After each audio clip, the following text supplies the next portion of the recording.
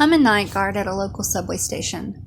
I found a second user manual outlining some disturbing rules. Part 1, posted by Notnecesarily on our No Sleep. I was desperate for a job.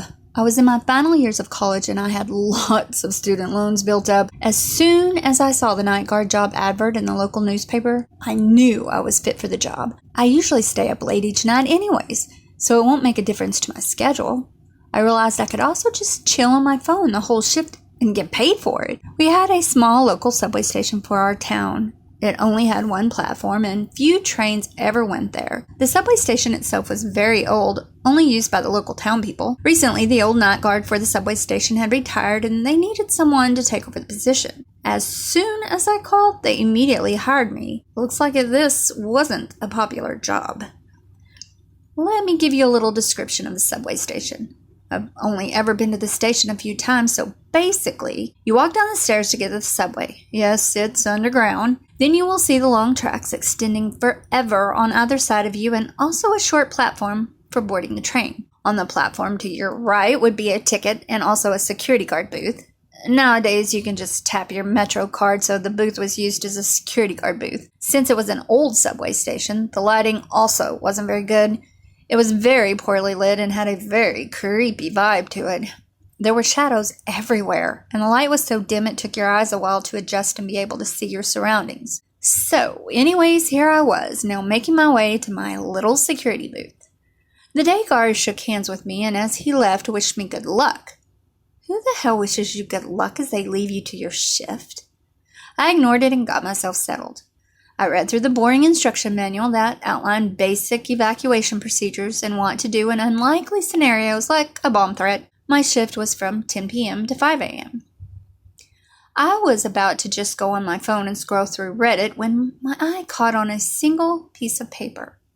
It was titled, "Must Read Important Rules." The title was overwhelming and written in big red blocky letters. I picked up the sheet and read it. This is what it said. If you see a man in a black tuxedo and bright red leather bag walk in asking for his ticket, say, "I don't work here," and immediately turn around. He will not be there when you turn back around. If you see a black figure in camera number 4, quickly look away and never look at the camera again. If you start hearing whistling, get out immediately.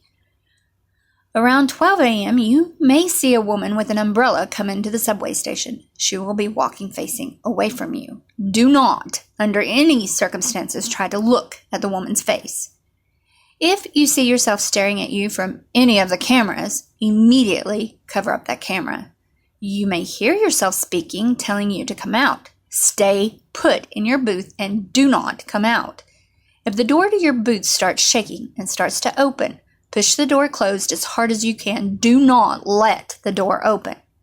An extension to Rule 4, if you see yourself staring at you from the booth window, immediately look away and hold that door shut as hard as you can. If you notice that the clock on the wall has stopped working, immediately hide under the desk and do not come out until you start hearing the ticking of the clock again. At 3:03 a.m., a weird-looking train will come. You will hear it from its distinct horn that doesn't sound like any other train. Carefully look out and see if anyone steps out of the train. If you see even a single person depart that train, immediately grab the handgun in your drawer and shoot them, no matter who the person is. If the train departs and you still haven't shot the person, it's too late. Your clock, phone, or any device that shows the time will try to deceive you. They will show the time incorrectly and instead show your shift in time. They're trying to get you to come out. If you feel like the time isn't right, stay put in your booth and wait until morning and you see people walking into the subway station. Apart from the weird train that will come, you should only see one other normal train arrive at the station at exactly 11 p.m. That will be the last train until 5 a.m. If you see any other train arrive at the station, no, you're not tripping. Hide in your booth and wait it out until morning. If you break any of the above underlined rules, we are no longer responsible for your safety. We will nonetheless come to collect you in the morning if anything goes wrong. The safest place at the station, if you break the rules, is on the tracks. The subway management team. The rules sounded totally fake. Suddenly, a man in a black tuxedo came inside the station. He knocked on the glass. My heartbeat flew like a plane as I saw the man in black tuxedo ask me for a ticket. My body was suddenly frozen on the spot. I was unable to speak. My voice got trapped in my throat. I barely managed to choke out, "No, I don't work here." The man suddenly seemed confused. His face slowly got even more distorted. His left eye got larger and larger. His nose bent at awkward angles and his mouth twisted impossibly long. I grimaced at the sight and nearly threw up my dinner on the floor. The man turned away and literally crawled out of the station before his body got so messed up he'd be unable to move. Well, I just experienced the first rule. I'll update throughout the night. I'm definitely not coming back after this shift. Part 2. I was very traumatized after seeing a man turn into some messed up organism right in front of my eye. I just sat in my booth rereading the rules again and again. It was so dark in here that I had to use the small lamp on the table next to me. They really need to fix the lights here. Yeah, I also realized I had already broken the first rule. Hopefully, other than traumatizing me, it didn't do much damage. This is going to be a great shift. The first thing I tried was to walk out, but I could see movements in my peripheral vision. They got closer as I moved towards the exits. The shadows in the station elongated towards me, and I got a horrible gut feeling. I'm telling you, I won't even make it a few steps outside the station if I exit before the end of my shift. I ran back to my booth and just sat there. It felt like the shadows themselves were watching me. Suddenly, I saw movement in one of the cameras. There it was, a dark figure. No, I can't even call it a figure. It was a literal monster. It was worse than your worst nightmare. It had 4 arms, or were they tentacles? They each ended in a razor-sharp point. Were those eyes all over its body? It had red beads-like things over its whole body. They reminded me of small, bright red jewels on a pitch-black fabric. It had things coming out of its mouth. I saw and called them things. They weren't like tentacles. They were twisted and curled like worms, as if it was vomiting its whole brain out. It had legs like the fins of a fish, thin and floppy. Was it even standing straight? Suddenly, it dawned on me. I quickly tore my eyes off the camera feed. I covered the camera feed with my jacket. The whole image of the creature had been fully etched into my brain, and I was shaking uncontrollably. I swear, I hadn't looked for too long. Chills ran up my spine as I heard a high-pitched whistle. It sounded excited and hungry. More shrill whistles echoed around the dark subway station. My whole body was frozen on the spot, and I swear the creature could hear my panicked heartbeat. The whistles got louder and louder as if they were coming closer. A black, sticky liquid oozed out from underneath the door of my booth. I backed up, and the second time this night nearly lost my dinner on the floor. My stomach must be very strong. The liquid bubbled and seeped in very slowly. It didn't have a color. It was the color of nothingness. I was mesmerized by its color. It was the color you see in between your dreams at night. It was the color a blind man would see. I suddenly saw the same creature I saw in the camera feed now literally touching the glass of my booth. I let out a sharp yelp as the creature suddenly moved towards the door, and the doorknob started rattling. Then I heard another sound. A sound that made the hairs on the back of my neck stand up. Just when I thought I couldn't experience any more fear than what I was currently experiencing, all my muscles locked up. I was literally frozen in fear. The sound was indescribable. It was a mixture of moans and laughter, crying and shouting. It was a sound nothing can recreate. The sound blared like a horn, and my brain suddenly processed what was happening. The phantom train was coming. The creature that was at the door of my booth looked scared too. It spasmed all over like a fish out of water. Suddenly it turned around and ran, or slithered. I don't even know what word to use for its movement. Looks like I just survived breaking another rule. The phantom train came in. Have you guys watched Thomas the Tank Engine? Yeah, that's exactly how the train looked. It had a human face embedded into its front. Other than that, the train was fairly normal, and it came to a stop on the platform.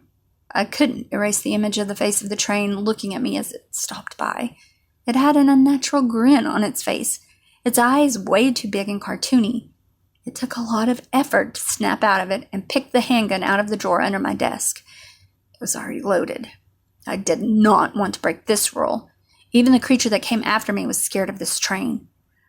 I honestly do not want to face whatever comes out of the train. Something deep in my gut told me that if this time I failed to follow the rule, I won't make it out of the subway. Guess who came out? It's my little sister. She's recently turned 15. She walked out looking dazed, like she'd just woken up. She looked around and saw the train station. Her eyes lit up, and as soon as she saw me, I pointed the gun at her and her face crossed over with fear and concern. She told me to put the gun down. She asked me why I was doing this. Suddenly, the train blared its hideous horn and its doors started to shut. My sister looked back equally disgusted at the sound. I pushed the trigger. It all happened in slow motion. The handgun made a loud sound that echoed all across the subway station. The bullet pierced the back of my sister's head and made blood splatter everywhere. My sister dropped like a stone and blood gushed out of her wound like a waterfall. It pooled all around her lifeless body. Then the train left, its horn mocking me. I quickly ran back to my booth and broke down. I cried for what seemed like hours and screamed at the subway station. She seemed so real. Was it actually her body laying there? Did I just take the life of my sister? No, I couldn't have. No. I'm trying to calm down by typing this up.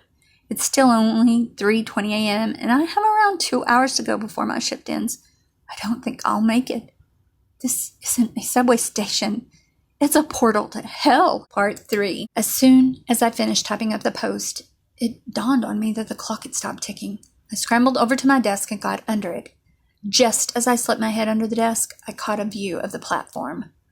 My sister's body got up like nothing had happened and stared blankly ahead. Shadows from the station twisted and curled into weird sorts of silhouettes. I wasn't going to break another rule, so I tore my eyes off the sight and hid under the desk. I checked the time on my watch. 4:30 a.m. I only had 30 minutes left before my shift ended. I nearly jumped in pure ecstasy. Finally, this nightmare is over. Finally, I could go home and check on my sister. The clock started its rhythmic ticking again, and I pulled myself out from under the desk. I checked my watch again. 5 a.m. Wait, hold up. How did 30 minutes pass away so fast? Just then I remembered the rule. All my timekeeping devices may show the time differently to trick me. That meant I had to wait in my booth and not come out till it's morning and I see people coming into the station. I scanned the camera feed for anything new, making sure to not look at camera 4, which was conveniently set away from all the other cameras. Then the worst possible thing happened. I saw myself staring at me from camera 2. I had a painful grin on my face. My eyes were so wide I swear they could have popped out of my sockets at any moment. Before I broke another rule, I quickly tore away my eyes from the disturbing sight and came face to face with my twin staring at me from outside the booth. I jumped to the door and pushed for dear life. Luckily, the door opened inwards, so it was so much easier for me to hold the door. I only had to push. My twin battered itself onto the door repeatedly.